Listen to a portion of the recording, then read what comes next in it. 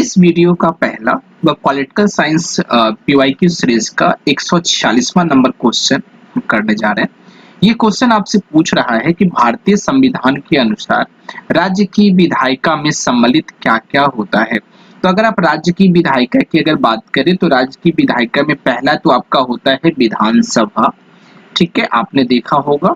दूसरा जो आपका होता है वो होता है राज्यपाल और तीसरा जो होता है वो होता है आपका विधान परिषद, ठीक है। विधान परिषद जिसको हम बोलते हैं वो आपका जो है इसमें कार्य करती है।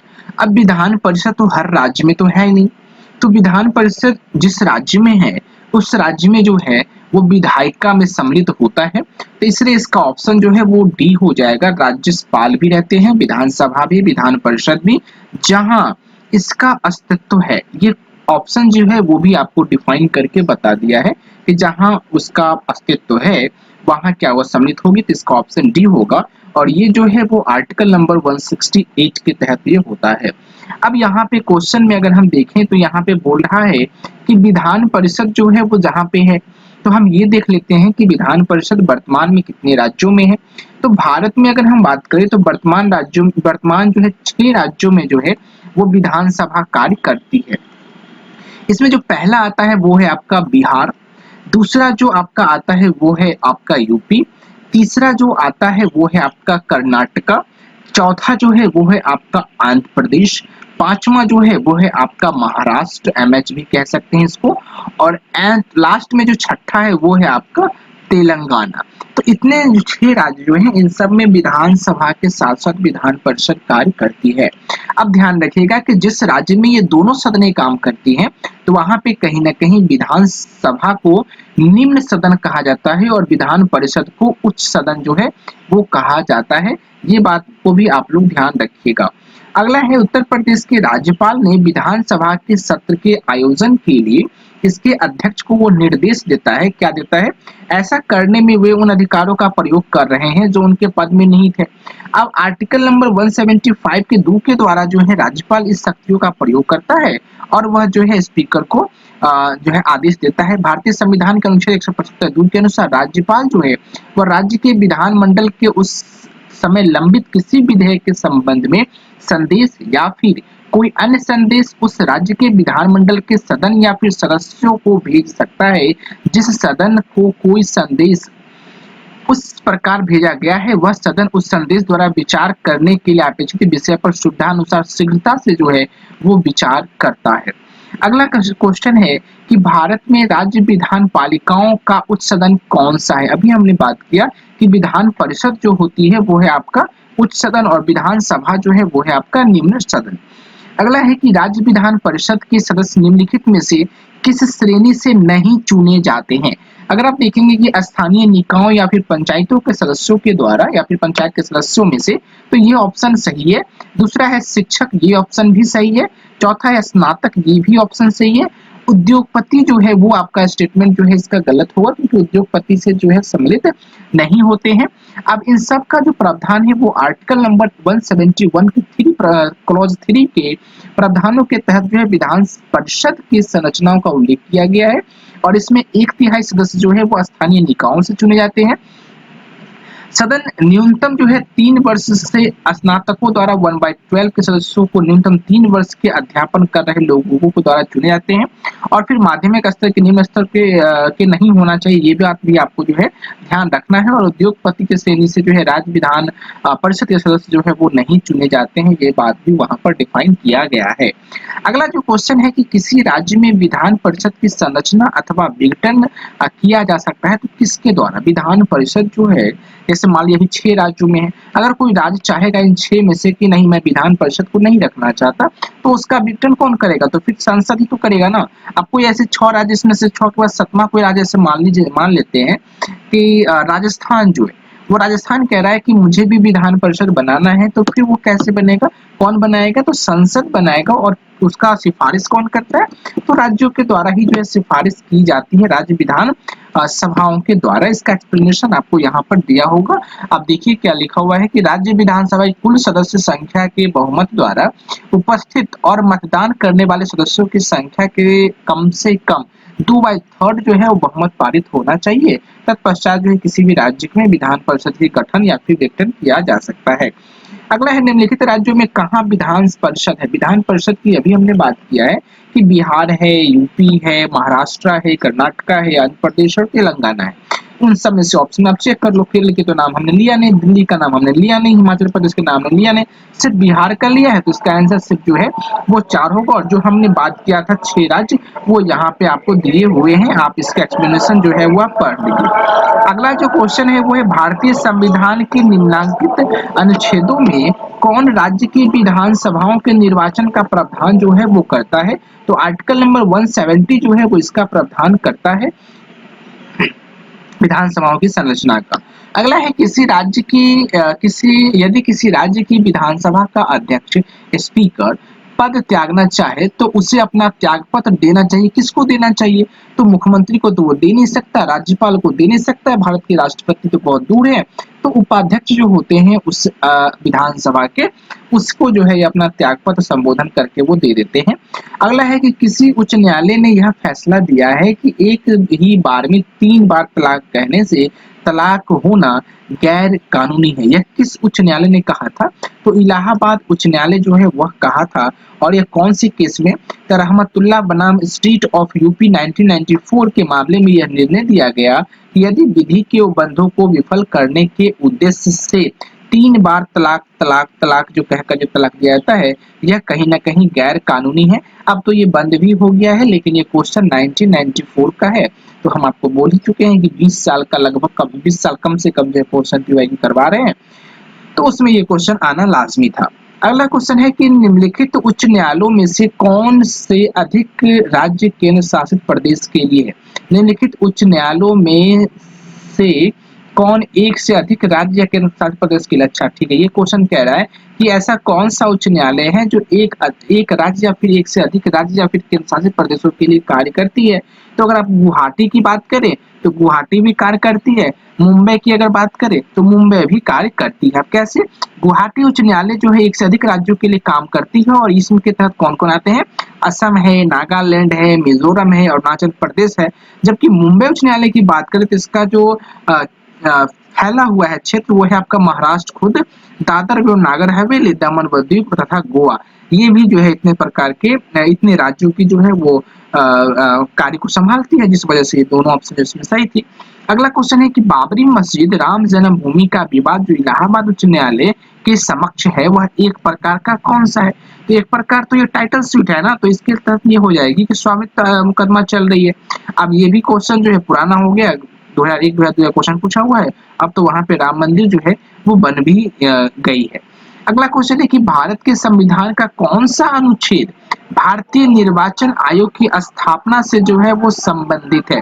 तो आर्टिकल 324, आर्टिकल 324 जो है वो भारतीय निर्वाचन आयोग की स्थापना से संबंधित है। ये आप ध्यान रखना, क्योंकि अभी लोकसभा का इलेक्शन चल रहा है, तो मे भी हो सकता है क्वेश्चन आपसे पूछते, क्योंकि ये 66वीं बीपीएससी 2020 का ये क्वेश्चन जो है वो पूछा हुआ है। इसका एक्सप्लेनेशन देखिए तो भारतीय संविधान के अनुच्छेद 324 के तहत संसद एवं राज्य विधानमंडलों तथा राष्ट्रपति एवं उपराष्ट्रपति पदों के निर्वाचन के लिए पृथक निर्वाचन के लिए निर्वाचक नामावली तैयार कराने तथा इन निर्वाचनों की संरचना का संचालन का जो अधीक्षण, निर्देशन और नियंत्रण करने के निर्वाचन आयोग का प्रावधान जो है वह किया गया है आर्टिकल 324 में। भारतीय संविधान का कौन सा अनुच्छेद है जो संवैधानिक प्रावधानों की संघीय संसद राज्य विधान पालिकाओं द्वारा बनाए गए नियमों कानूनों पर प्राथमिकता जो है वो प्रदान करता है? तो ये है आपका 13। संविधान के अनुच्छेद 13 में यह प्रावधान है कि संघ व राज्य ऐसा कोई कानून नहीं बनाएगा जो भाग 3 में प्रदत्त मौलिक अधिकारों को छीनती या फिर न्यून करती हो। यदि कोई कानून मौलिक अधिकारों के उल्लंघन में बनाया गया हो तो वह कानून उल्लंघन की मात्र तक शून्य होगी। अनुच्छेद 32 संवैधानिक उपचार अधिकार दिया गया है, जिसके तहत अनुच्छेद 345 केंद्र व राज्य के मध्य संवैधानिक शक्तियों का विस्तार, अनुच्छेद 326 लोकसभा व विधानसभा का निर्वाचन वैश्विक मताधिकार के आधार पर जो है वह होना। अगला क्वेश्चन पूछ रहा है आपसे कि निम्नलिखित में से कौन सा विषय जो है वो समवर्ती सूची में है? अगर आप देखेंगे शिक्षा जो है वो आपका समवर्ती सूची में आता है, अर्थात इस पे कानून जो है वो सेंट्रल गवर्नमेंट भी जो है वो बना सकती है और स्टेट गवर्नमेंट भी जो है वो भी बना सकती है। तो शिक्षा पे दोनों बना सकती है, इसलिए ये समवर्ती सूची के अंतर्गत आती है। और इस दोनों को मान लो शिक्षा पे ये दोनों ने अपना अपना जो है वो लॉ बना दिया, कानून बना दिया या फिर नियम बना दिया। तो अब इसमें सेंट्रल गवर्नमेंट और स्टेट गवर्नमेंट का दोनों में अगर टकराव पैदा हो जाती है, तो सेंट्रल गवर्नमेंट के द्वारा बनाए गए कानून ही जो है वो मान्य होगी, स्टेट गवर्नमेंट के द्वारा वहाँ पे मान्य नहीं होगी। अगला है कि निम्न में से किस अनुच्छेद के अंतर्गत वित्त आयोग के गठन का प्रावधान किया गया है? तो ये 64वीं यूपीएससी का क्वेश्चन था। 280 के द्वारा जो है वो वित्त आयोग के गठन की जो है सिफारिश की गई है, आर्टिकल नंबर 280। अगला क्वेश्चन है कि भारत में संघीय वित्त आयोग संबंध रखता है। तो भारत में संघीय वित्त आयोग जो है वो किससे संबंध रखता है? तो राज्य एवं केंद्र के बीच वित्त से जो है वो अपना संबंध रखता है। अगला है योजना आयोग की स्थापना कब की गई थी? आपको पता है कि योजना आयोग की स्थापना 15 मार्च 1950 को की गई थी, लेकिन वर्तमान में योजना आयोग का ही नाम बदल करके नीति आयोग रख दिया गया है। और नीति आयोग कब रखा गया? तो 1 जनवरी 2015 ईस्वी को जब नरेंद्र मोदी की सरकार आई, तो इसी का जो नाम क्या कर दिया गया? नीति आयोग कर दिया गया था। अब क्वेश्चन है कि उस राजनीतिक दल का नाम बताइए जो मिली जुली केंद्रीय सरकार का हिस्सा नहीं है, लेकिन जिसका सदस्य 13वीं लोकसभा का स्पीकर चुना गया है। ये क्वेश्चन 1999 का है, तो इस क्वेश्चन को आप जो है छोड़ भी सकते हैं। वैसे इसके जो आंसर था वो था तेलुगु देशम पार्टी। इस क्वेश्चन को आपको याद नहीं करना। अगला क्वेश्चन है कि भारत के विभिन्न राजनीतिक दलों को राष्ट्रीय या फिर क्षेत्रीय दल का दर्जा देने का अधिकार जो है वो किसके पास है? ये क्वेश्चन आप ध्यान रखिएगा। तो ये अधिकार जो है वो चुनाव आयोग के पास ये अधिकार है, और ये क्वेश्चन जो है में भी पूछा जा सकता है दोबारा, तो ध्यान रखेंगे आप। अगला क्वेश्चन जो है भारत के राजनीतिक दलों के संबंध में निम्नलिखित कथनों पर विचार करें। पहला कह रहा है, और सबसे पहली बात है आप ये देख लेना कि सही पूछ रहा है या गलत पूछ रहा है, तभी आप ऑप्शन पे जाना अगर स्टेटमेंट वाइज क्वेश्चन पूछे तो। क्योंकि मैं अब कह रहा हूं कि जो 70th बीपीएससी का जो एग्जाम होने वाला है, लगभग उसमें इसी टाइप के क्वेश्चन देखने को मिलेगा। तो वहां पे क्योंकि वो यूपीएससी का पैटर्न फॉलो करता है, तो आपको यहाँ पे सही गलत चूज पहले देखना बहुत आवश्यक है। पहला क्वेश्चन है कि जनप्रतिनिधित्व अधिनियम 1951 राजनीतिक दलों के पंजीकरण का प्रावधान करता है, यह सही है। दूसरा है कि राजनीतिक दलों का पंजीकरण निर्वाचन आयोग करता है, राजनीतिक दलों का पंजीकरण निर्वाचन आयोग करता है, यह बात भी सही है। भारतीय राष्ट्रीय राजनीतिक दल वह है जिसे 4 या अधिक राज्यों की मान्यता प्राप्त है, ये बात भी सही है। अब क्वेश्चन अगला ये है कि 1999 में आम चुनाव में निर्वाचन आयोग द्वारा मान्यता प्राप्त 6 राष्ट्रीय और 8 राज्य स्तरीय दल थे। उस समय की बात ये कह रही है, तो उस समय भी ये सही। इसका मतलब इसका ऑप्शन जो होगा वो 1 2 3 4 जो है वो आपका सभी का सभी जो है वो सही जो है हो जाएगा। वर्तमान में जो है आज इसका स्टेटमेंट आप देख लेना। अगला क्वेश्चन है आपका, निम्न में से किस वर्ष सरकारी आयोग जिसे केंद्र राज्य संबंधों में परिवर्तन की संतुष्टि या फिर अधिकार दिया गया था ने अपना प्रतिवेदन जो है वो जमा किया था? तो 1987 में जो है वो सरकारी आयोग जो है वो अपना प्रतिवेदन सौंपा था। अगला है कि पंचायतों के चुनाव कराने हेतु निर्णय किसके द्वारा लिया जाता है? तो राज्य सरकार के द्वारा जो है वो पंचायतों में चुनाव कराने का निर्णय लिया जाता है। पंचायती राज विषय है, किस चीज का जो है पंचायती राज विषय है? तो वो तो पंचायत राज्य में होती है, तो राज्य सूची का ही विषय होगा, और यही आंसर है। पंचायती राज संस्थाओं को 29 कार्यों की सूची किस अनुच्छेद के तहत जो है वो दी गई है? तो 243 जी अनुच्छेद के तहत जो है उनके पास 29 कार्यों की सूची जो है वो सौंपी गई है। अगला क्वेश्चन है कि निम्नलिखित में से क्या संविधान की 11वीं अनुसूची में शामिल नहीं है? 11वीं संविधान की 11वीं अनुसूची में जो है इसमें से क्या शामिल नहीं है? तो ग्रामीण खेल जो है वो 11वीं अनुसूची में शामिल नहीं है। अब यहाँ पर देखते हैं कि संविधान की 11वीं अनुसूची में पंचायत का उल्लेख है, जिसमें 29 विषय शामिल है, जिसमें से पुस्तकालय है, ईंधन व चारा है, तकनीकी परीक्षण है, व्यावसायिक शिक्षा है, पेयजल है, ग्रामीण आवास है, लघु व उपज है, मत्स्य उद्योग इत्यादि इन विषयों में शामिल है। लेकिन ग्रामीण खेल का उल्लेख जो है 11वीं अनुसूची में नहीं किया गया है। अगला है कि निम्नलिखित में से किसका निर्माण पंचायती राज व्यवस्था के तहत किया गया है? खाप पंचायत की, जाति पंचायत की, ग्राम पंचायत की या फिर जन पंचायत की? तो अगर आप देखेंगे तो ग्राम पंचायत की जो है इसका निर्माण जो है वो किया गया है। पंचायती राज लोकतंत्र विकेंद्रीकरण की व्यवस्था है। संविधान के भाग 9 के अंतर्गत अनुच्छेद 243, 244 9 के तहत पंचायत से संबंधित प्रावधानों का जो है उल्लेख किया गया है।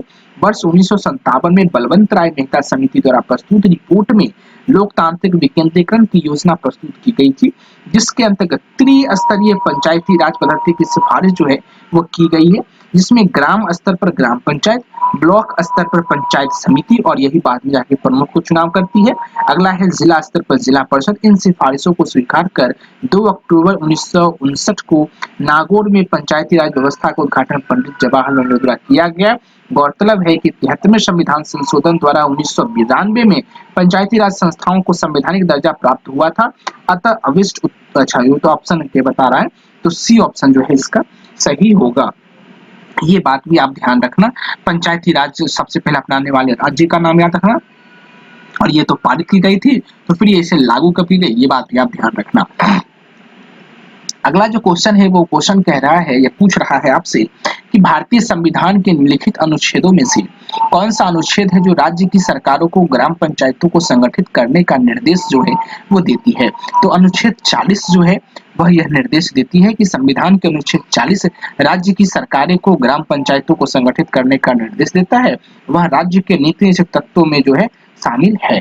अगला है कि निम्न में से कौन सा अनुच्छेद पंचायत के गठन के लिए राज्य सरकारों का निर्देश देता है? अभी आपने देखा अनुच्छेद 40 जो है वो इसका निर्देश देने के कार्य करता है।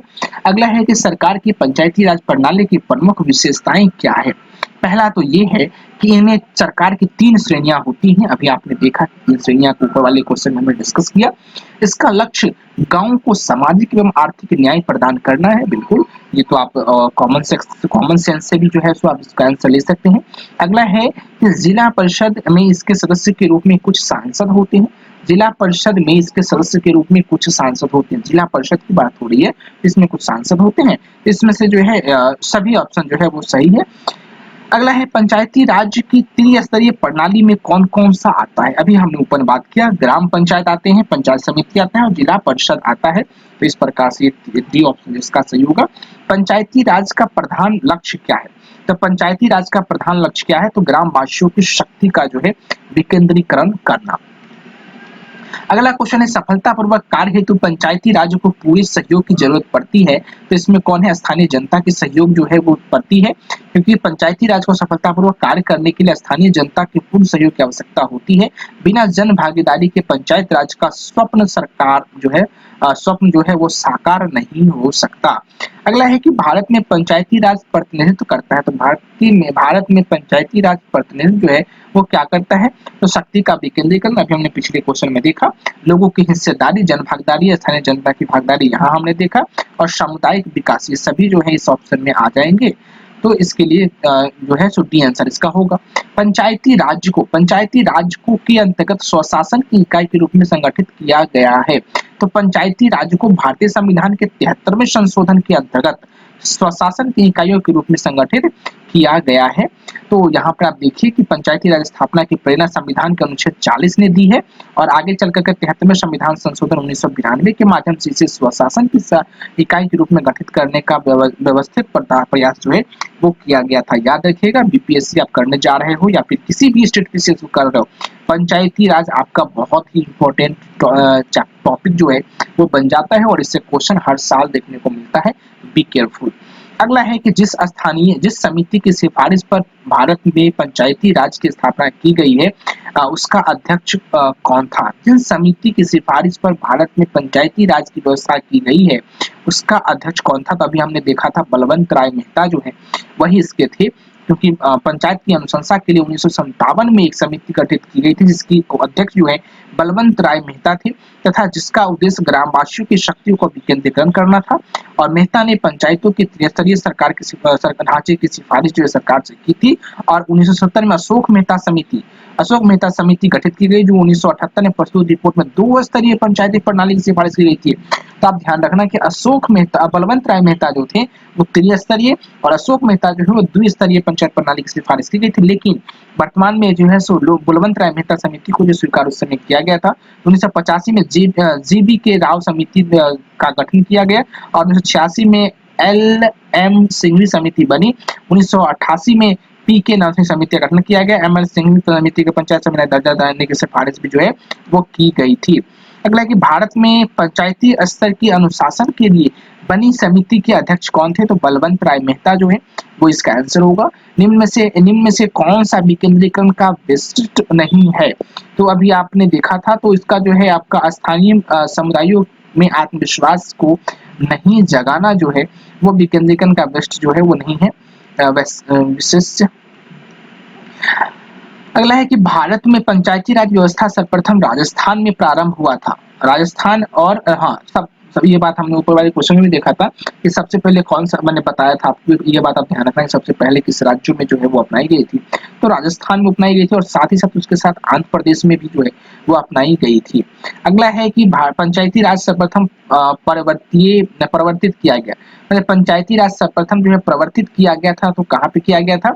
तो राजस्थान में। उसके पश्चात है कि निम्नलिखित में से किसे कमिटी या फिर आयोग ने न्याय पंचायत बनाने की सिफारिश जो है वो की थी? तो अशोक मेहता कमेटी जो है वो बनाने की सिफारिश की थी।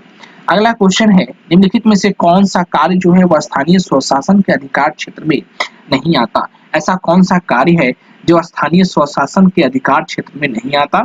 तो सार्वजनिक अनुशासन का जो है रखरखाव जो है वो आपके स्थानीय स्वशासन में नहीं आता, क्योंकि सार्वजनिक स्वास्थ्य स्वच्छता और जन उपयोगी सेवा आते हैं।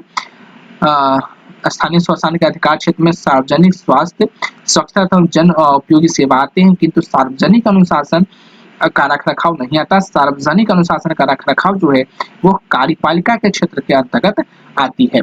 पंचायती राज प्रणाली किस सूची में है? पंचायती राज प्रणाली जो है आपका राज्य सूची में आता है, तो क्योंकि पंचायत राज्य से संबंधित होती हैं। तो भारतीय संविधान के 7वीं अनुसूची में 3 सूचियां जो है वो दी गई है, संघ सूची, राज्य सूची व समवर्ती सूची। पंचायत जो है वो राज्य सूची के विषय है। यह राज्य सूची की प्रविष्ट 5 का जो है वो विषय है। अगला क्वेश्चन है, किन राज्यों ने पंचायती राज संस्थाओं में स्त्रियों के 50% आरक्षण को जो है वो वैध किया है? तो अगर आप देखेंगे तो बिहार जो है वह भी 50% आरक्षण को जो है वो वैध किया हुआ है। साथ ही साथ उत्तराखंड भी किया हुआ है, एमपी भी किया हुआ है और हिमाचल प्रदेश जो है वह भी किया हुआ है।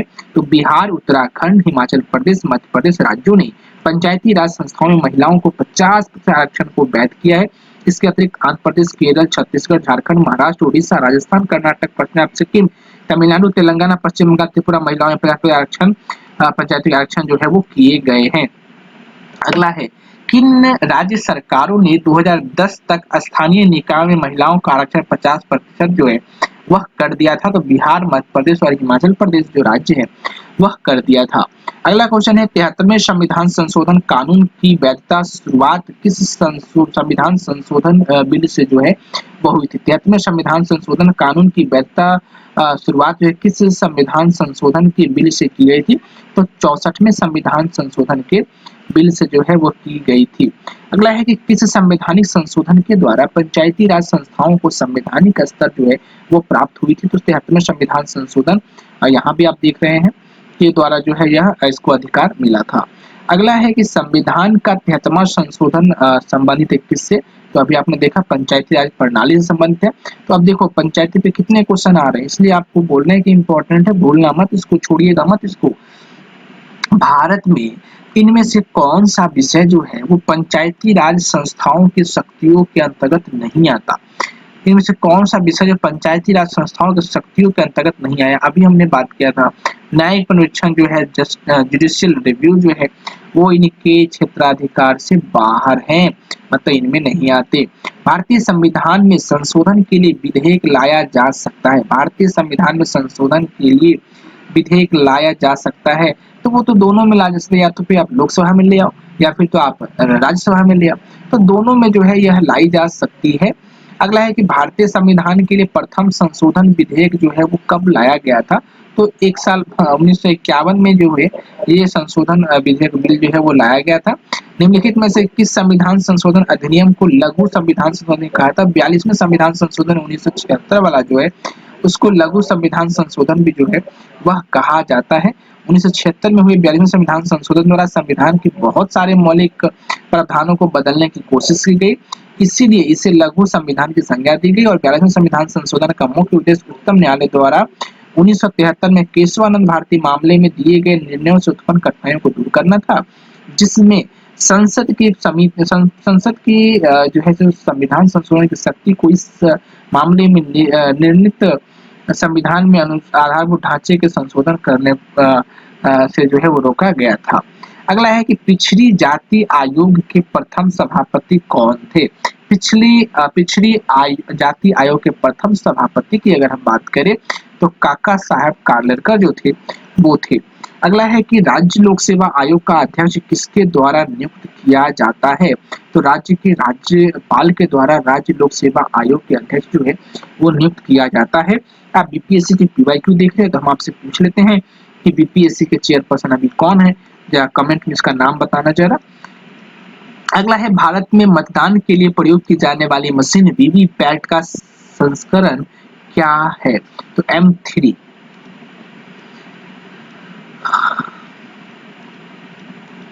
भारत के वरीयता क्रम में निम्नलिखित में से कौन जो है वो पहले आते हैं? यूपीएससी के अध्यक्ष, भारत के मुख्य चुनाव आयुक्त, नियंत्रक एवं महालेखा परीक्षक या उच्च न्यायालय व मुख्य न्यायाधीश। कहीं ना कहीं आप देखेंगे तो वरीयता क्रम में केंद्र एवं राज्य सरकारों के विभिन्न अधिकारियों की रैंक एवं ऑर्डर से संबंधित है। इस संबंध में वर्तमान अधिसूचना 26 जुलाई 1979 को जारी की गई थी, जिसके अनुसार संघ लोक सेवा आयोग का अध्यक्ष मुख्य निर्वाचन आयुक्त भारत नियंत्रक महालेखा परीक्षक को वरीयता क्रम में एक समान 9 में रखा गया है। मतलब इसकी बात करें तो ये मुख्य चुनाव आयुक्त बोलने के ये और नियंत्रक एवं महालेखक परीक्षक की बात करें तो ये तीनों को जो है एक ही श्रेणी में रखा गया है, जबकि उच्च न्यायालय के न्यायाधीश को अपने न्यायिक क्षेत्र में 14वें तथा उसके बाहर 17वें क्रम पर जो है वह रखा गया है। अगला है कि भारतीय संविधान के अनुच्छेद 300 जो है वह किससे संबंधित है? तो मुकदमे तथा कार्यवाही से जो है वो 300 संबंधित है। अनुच्छेद भारतीय संविधान के अनुच्छेद 300 के अंतर्गत वाद और कार्यवाही का उल्लेख है। अनुच्छेद 302 में व्यापार वाणिज्य और समागम पर निवेदन अधिरोपित करने का संसद की शक्ति और अनुच्छेद 76 के अनुसार जो है महान्यवादी का, भारत के महान्यवादी का जो है वह उल्लेख है। तो इसका जो पॉलिटिकल साइंस का जो क्वेश्चन था पीवाईक्यू यहीं तक समाप्त होता है। अगला जो वीडियो होगा वो होगा आपका सामान्य भूगोल पर, जो बिहार से ही सामान्य भूगोल है, इसका क्वेश्चन आप देख लो। पहला क्वेश्चन ही है, निम्नलिखित में से कौन सा सौर मंडल का भाग नहीं है? तो सौर मंडल की बात करें तो क्षुद्र ग्रह तो सौर मंडल का ही भाग है। ग्रह आप भी पढ़ते होंगे, ये तो क्लास 6 में ही पढ़ाया जाता है, क्लास 6 के पहले चैप्टर में ही है। धूमकेतु भी वहीं पढ़ाया था। निहारिका जो है वो इसका आंसर नहीं होगा। तो इसका जो वीडियो है वो अगला वीडियो आएगा, लेकिन पॉलिटिकल साइंस का यहीं तक था। इसको 3 पार्ट में डिवाइड करके हमने बनाया है। मैं कोशिश करूंगा कि तीनों को एक पार्ट में ला करके उसे भी अपलोड कर दूं, लेकिन फिलहाल आप इस तीनों पार्ट को देख लें, कहीं ना कहीं बहुत ज़्यादा ये सहयोग जो है आपको करेगा। साथ ही साथ आपको जो एग्जाम होगा उसमें मदद भी करेगा। और वीडियो अच्छा लगा हो तो please like share and subscribe जो है वो जरूर करेंगे। Thank you so much, all the best.